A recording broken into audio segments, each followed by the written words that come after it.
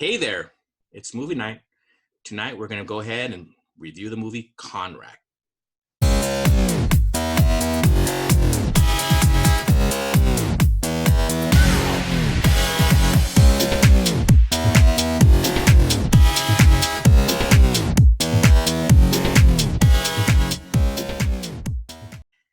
Ruben, this movie Conrack was actually the book. It was based on a book called The River is Wide by Ray Conroy.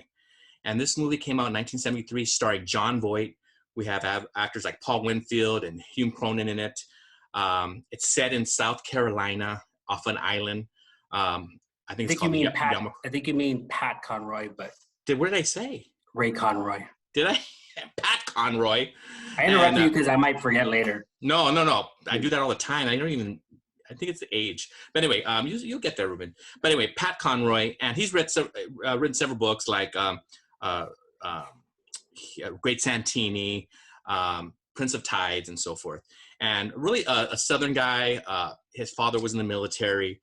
And so he comes with this book, and it's really based on his life. He was a school teacher as a young man. And this is set in 1969, 1970. Like I said, the Yamacraw Island, I believe, off of South Carolina. And he is set to teach these young kids at ages around 5th through 8th grade, and a small schoolhouse with another teacher who's also the principal. And he's there, and he finds out right away that things are going to be difficult, and that the kids really don't have much of a background in reading, writing, arithmetic.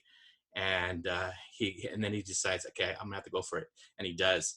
I really liked the film. I liked the music. It was John Williams' score. I love the cinematography. I think that the acting was wonderful.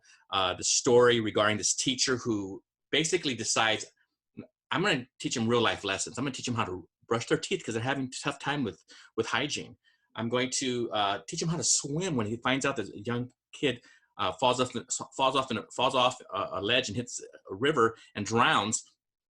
And he finds out that a lot of kids drown because no one knows how to swim in this island.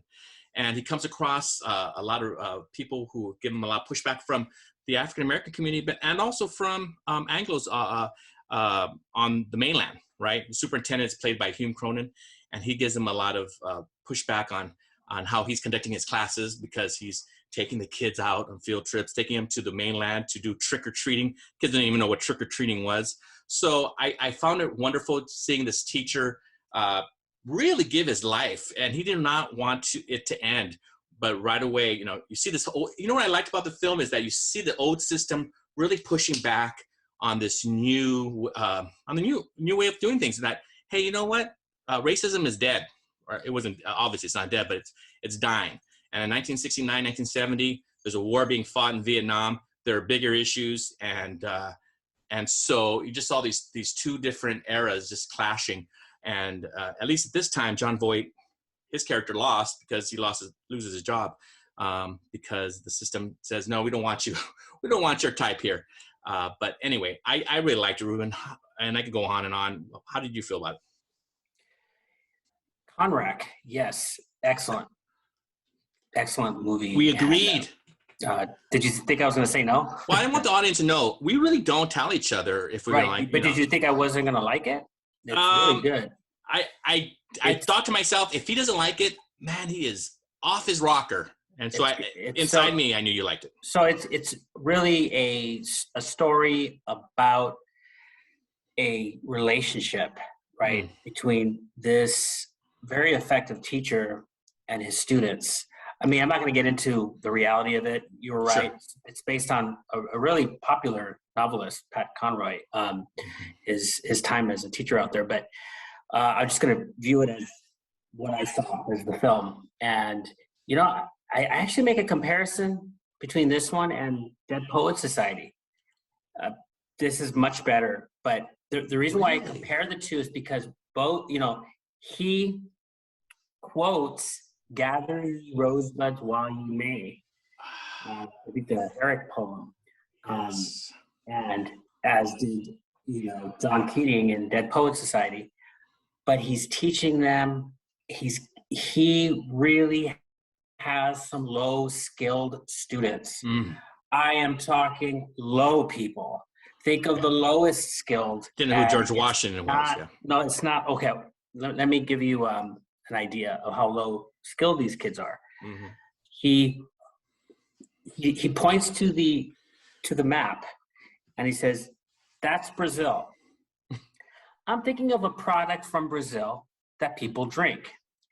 He has a coffee cup in his hand, and he pours it into the mug. And he says, some people drink this product black.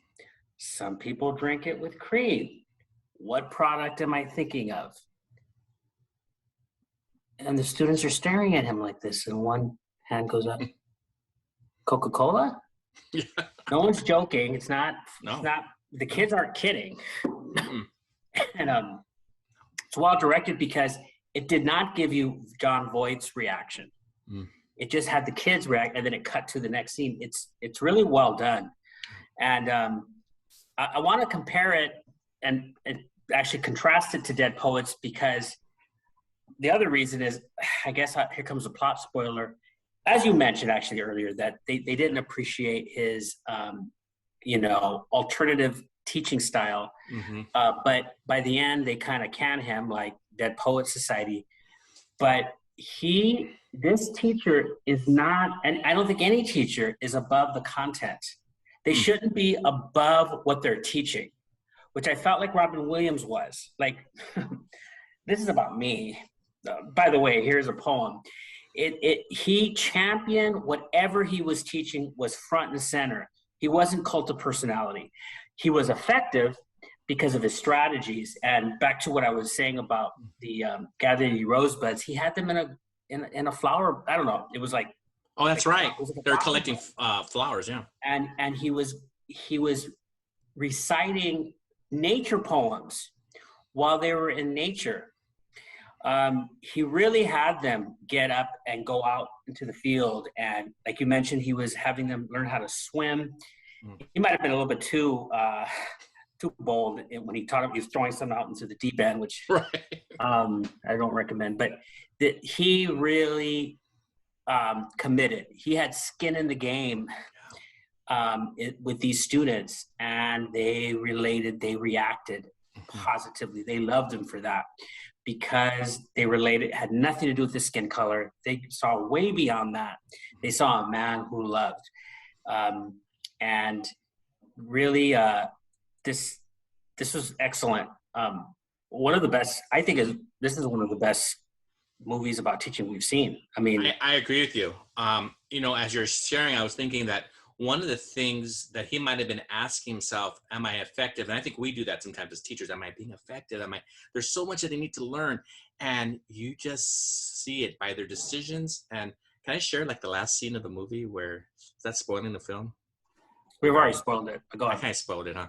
We do it all the time. We already have with this one, so go on. All right, there's a scene where he's leaving and he's saying goodbye, and they're all greeting him, and they play, I think it might be in Beethoven, I can't remember what piece. Oh, yeah. And they're playing it, and they're not saying anything, and he's and you just see in his face, he's like, they've been touched already. They already had education, and they're going to want it more, and they're not going to be happy unless they get it.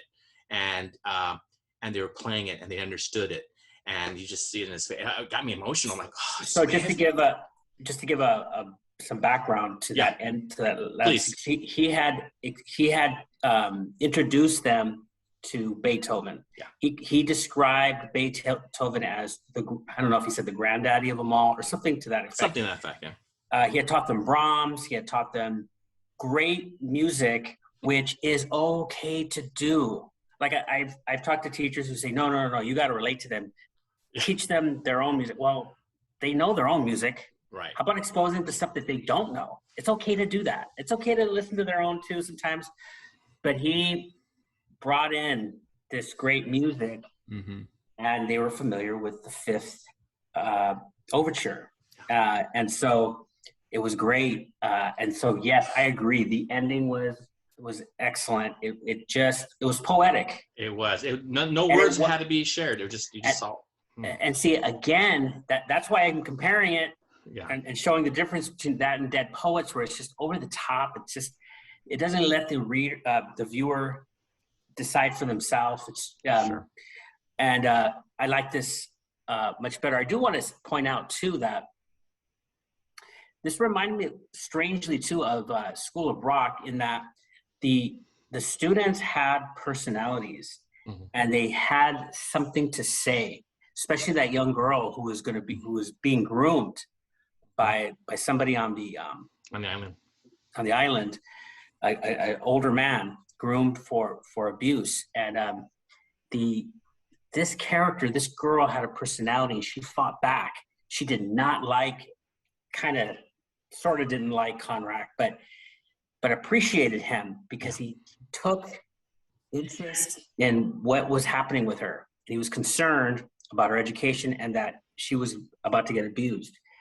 And she had her, it wasn't a paint by numbers. You know, a lot of these movies, these students are just central casting, they're out there in they have no personality. Right. These students really respected these kids. They were great. And I don't even know if they were actors or if they were even part of the community, but I think maybe a little bit of both, But I think, and we've already talked about, strategies within what we've been saying, but I love that he took the kids outside. I love that he was trying to get to them where they're at, doing visuals, where some people were kind of complaining about it because he dealt with the female anatomy and so forth. But you know what? Kids go for that. Well, right? Explain that. He was teaching the reproductive system. Right, reproductive system. I'm not saying, hey, he had to draw the female anatomy on the board, which was controversial with some people. Back in 1960, think about 1969, 1970. Yeah. But the reason I bring it up, though, Ruben, is because times are changing. He even makes this comment to his superior. Hey, I know, but I wanted to give some. No, I know. You gave a good background. But what I'm saying for people who haven't seen the film. Right. Wait a minute. I get it. But listen, 1969, 1970, he tells his employer, he says, you know what? It doesn't matter anymore what you and I think. And it's like, it's happening. It's kind of like you can't stop time. You can't stop this movement of people saying no more racism. Because he even said why he was on the island. You know what? I treated blacks terribly. And this is kind of like his way of kind of giving back. At the same time, appreciating the young people and really just giving his life away. And he just loved it. And you could tell that he hated being away from them. So. Yeah, as far as the authenticity / strategies, very authentic in the sense that kind of indicated earlier, when you walk into a room full of students who are so low skilled, you don't know where to start. I've worked with students who are advanced and students like this, and both of them present their challenges. But when you have students who just you don't know what to teach them, you get a little bit in your head like, wow, where do I start? Yeah. You really get the sense here. Very authentic. It's funny because he got chastised by the superintendent because I think the word was, they need fundamentals and they need drills. And he goes, well, I don't agree. Conrack said, I don't agree. But Conrack was giving them fundamentals and he was drilling them. He just did it differently than what the expectations were. Right. He did it in a fun way. Yeah. He had them running on the beach. He had them, he was contradicting them, and he threw in fun pop trivia stuff along with their George, first president, U.S. history stuff and other music and he mixed it up and he made it fun for them and in their drills. So I like how he also in his drills gave them wrong information and then they would say no. Right. Right. That was awesome. So they would allow them to contradict him and give the right answer. Yeah. So very cool teacher, but also an effective teacher. Yes. And I like the movie. See it, everybody. Yes, please watch it. And just tell us how you liked it, or if you're planning on seeing it. You know what? That reminds me. I think right now the best way to see it is on YouTube. So you might be able to buy it on Amazon, but for sure YouTube has it. Well, it's free on YouTube. I don't know if it's the best one. I don't know. Maybe not the best quality, but it's still worth watching. It's free. It's best on your bank account. So, amen. All right. See you next time. Bye.